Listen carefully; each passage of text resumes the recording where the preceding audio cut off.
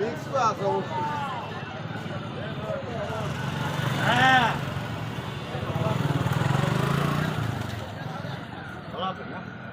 Short দু একটা নিয়ে নে।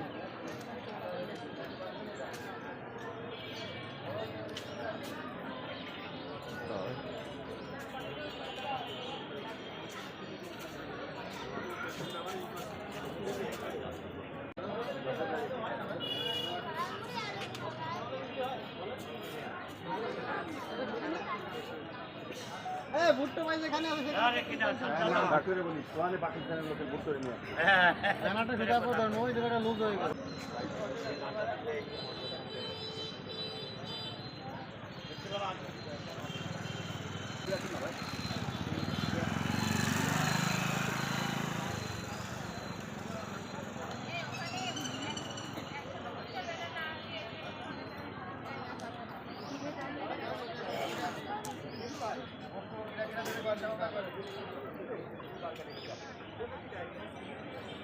অনেক আগে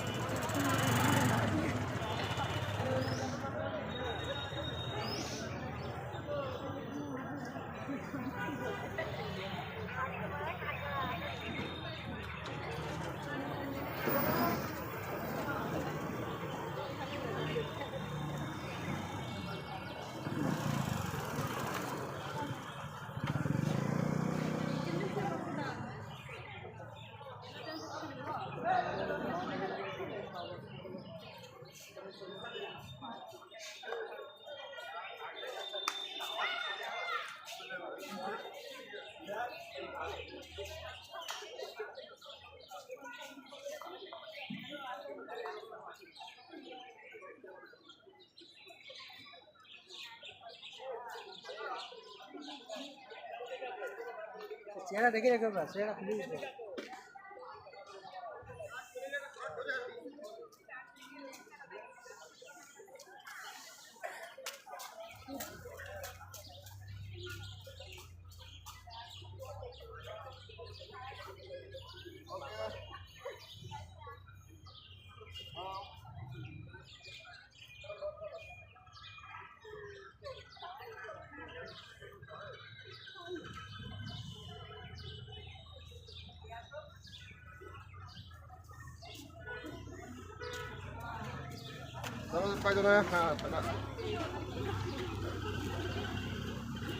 এটা লজ্জা লজ্জা বল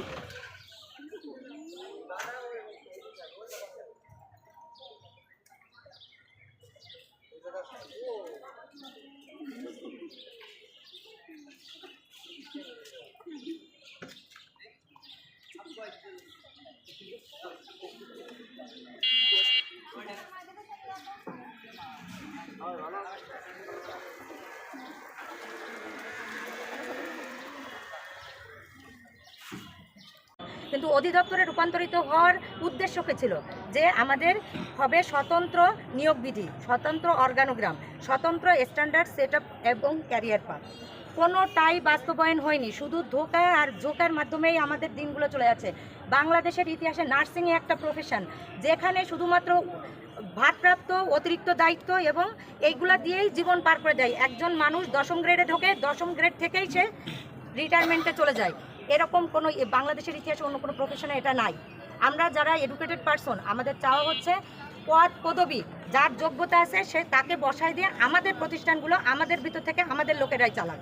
আমরা কোনো সচিব আমলা বা তাদের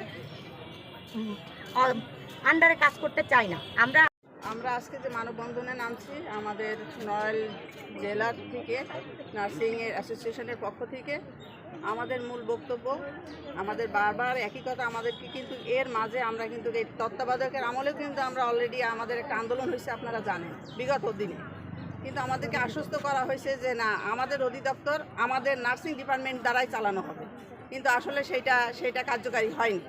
তো আমাদের আন্দোলনের এইটাই মূল বিষয় যে আমাদের অধিদপ্তর আমাদের নার্সিং অ্যাসোসিয়েশনের যারা যোগ্য প্রার্থী আছে তাদেরকে দিয়েই আমাদের এই নার্সিং ডিপার্টমেন্ট চলবে, অন্য কারোর আন্ডারে আমরা কাজ করব না, অন্যের শাসন অন্যের কোনো কার্যক্রম আমাদের এই ডিপার্টমেন্টে থাকবে না। যদি আমাদের যোগ্য প্রার্থী না থাকে তাইলে আমাদের আলাদা কথা ছিল, আমাদের ডিগ্রিধারী অনেক নার্সিং অ্যাসোসিয়েশনের যোগ্য প্রার্থী আছে কিন্তু তাদেরকে বাদ রেখে এই আমলাদের আন্ডারেই আমাদেরকে পরিচালনা করা হচ্ছে। কিন্তু আমাদেরকে বিগত দিনে আশ্বস্ত করা হয়েছিল যে না আপনাদের এই বিষয়টা আমরা ভেবে দেখছি এবং আমাদেরকে বলা হয়েছিল যে এটাই করা হবে, এরকম একটা আশ্বস্ত দেওয়ার কারণে আমাদের আন্দোলনটা বন্ধ হয়েছে। কিন্তু আমাদেরকে আবার এই সেবার কার্যক্রম বাদ দিয়ে আমাদেরকে মাঠে নামানো হয়েছে। তো আমরা খুব সহজভাবে খুব মানে আন্দোলনে নামছি, আমাদের দাবি মানিয়ে নেওয়া হোক। তারা কি দেখে আমাদের নার্সিং প্রফেশনে আসবে? এখন এর আগেও আমরা দেখেছি যে ম্যামরা অনেকভাবেই কর্মবিরতি দিয়ে হোক বা আরও আন্দোলন করে হোক তাদের যৌক্তিক দাবি আদায়ের জন্য মাঠে নেমেছে। তারপরেও তারা আশ্বাস দিয়েছে যে তারা আমাদের দাবি মেনে নেবে, কিন্তু গত 14 মাসে এর কিছুই বাস্তবায়ন হয়নি। এজন্য আমরা আবার যৌক্তিক দাবি নিয়ে আন্দোলনে নেমেছি। যদি এই আন্দোলন মেনে না নেওয়া হয় তাহলে আমরা এর থেকে আরও কঠোর থেকে কঠোরতম আন্দোলন করতে বাধ্য হব।